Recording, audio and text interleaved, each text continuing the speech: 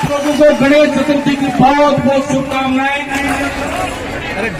सब लोगों को ओम उत्तरकुंड महाकाय सूर्यकोटि समप्रभ निर्विघ्न करुण देव सर्व कार्यासु सर्वदा। ओम श्री गणेशाय नमः। ओम श्री गणेशाय नमः। माननीय सतीश जी भाई साहब, अलका जी, आप लोगों को शुरू में ही निवेदन कर दूं और इस पूरी खेतड़ी उपखंड की जितने भी ये लोग हैं, टेंट की क्षमता कम पड़ी है, बाहर भी लोग खड़े हैं, मैं इस मंच पर और इस परगड़ों की ढाणी की पवित्र भूमि पर खड़ा होकर कहता हूं, ये जो लोग खेतड़ी में आपको सुनने और देखने के लिए इस यात्रा में शामिल हुए हैं, उसमें अगर इंजीनियर धर्मपाल का एक नया पैसा भी लगा हो तो ईमान स्वयं अपने खर्चे से अपने साधनों से और अपने वाहनों से ये लोग यहाँ पर उपस्थित हुए हैं। इसका मतलब है कि राजस्थान के साथ साथ ये खेतड़ी भी परिवर्तन की ओर चल रही है और परिवर्तन का इस उपस्थित जन समुदाय बुजुर्गों के इन आशीर्वाद के दम पे, नौजवानों की इन ऊर्जा के दम पे और माताओं और बहनों के इन अभिनंदन के दम पे इतना कह सकता हूं। अभी हम पूरे राजस्थान का तो पता नहीं है, लेकिन खेतड़ी की सीट पूरी शेखावाटी में सबसे ज्यादा वोटों से जीतने की कोशिश करेंगे। ये आप लोगों से वादा करना चाहते हैं। और जाते होता हम कोई अकेले इंजीनियर धर्मपाल नहीं कर रहा, उस वादे के अंदर सहयोग है इन बुजुर्गों के आशीर्वाद का और शक्ति है इन नौजवानों की और आशीर्वाद है इन माताओं और बहनों का।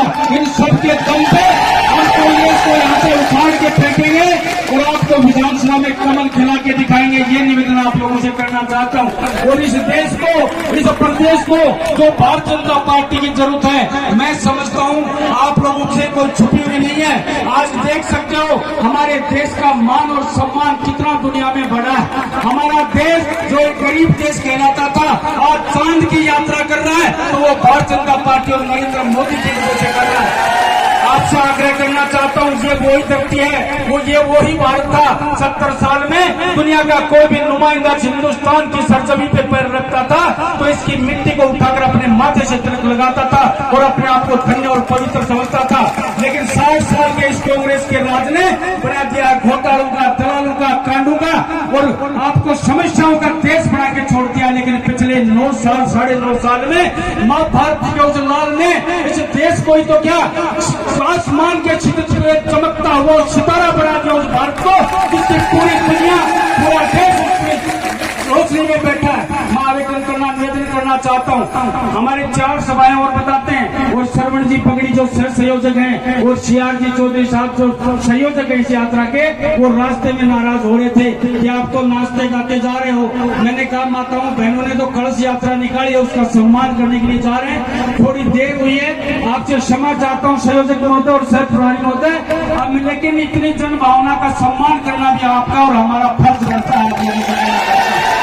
ये लोग 15 दिन से जिस तैयारी के लग रहे हैं, अगर आप उनके लिए 15 मिनट नहीं देते हो तो मैं समझता हूँ सच्चे कार्यकर्ता के पसीने का अपमान है, उस सच्चे नौजवान की ऊर्जा का अपमान है, उस सच्चे बुजुर्ग का आशीर्वाद का अपमान है। इसलिए आग्रह करता हूँ, आप चाहिए शौक से हम भी आपके साथ चलेंगे, लेकिन हमने आपका समय लिया, थोड़ा कलश यात्रा होगी, बाइक यात्रा होगी, इसकी वजह से ये नौजवान और माताएं बहन इतनी संख्या में आए। आप सबने उनका सबका मान और सम्मान किया।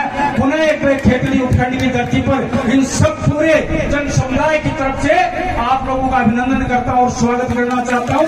पुनः एक बार आप लोगों से आग्रह कर दूं, मैंने 15,000 लोगों की सीटिंग करवाई थी कुर्सी से। हम वो संख्या आपको बताने के लिए बता के मैं मेरे नंबर पूरे नहीं कर रहा हूँ। हमने 15,000 लोगों का रिकमेंडेशन यहाँ पे किया था कि बैठ के करवाएंगे।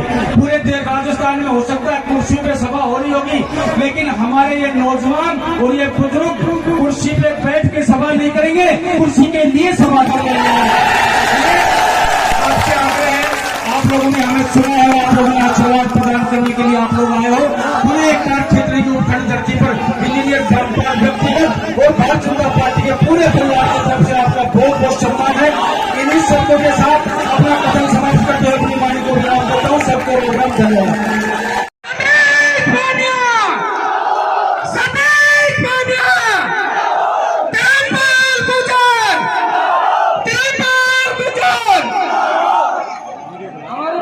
शांति से बैठ जाए, यहीं पे बैठ जाए।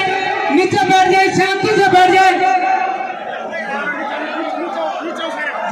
जिला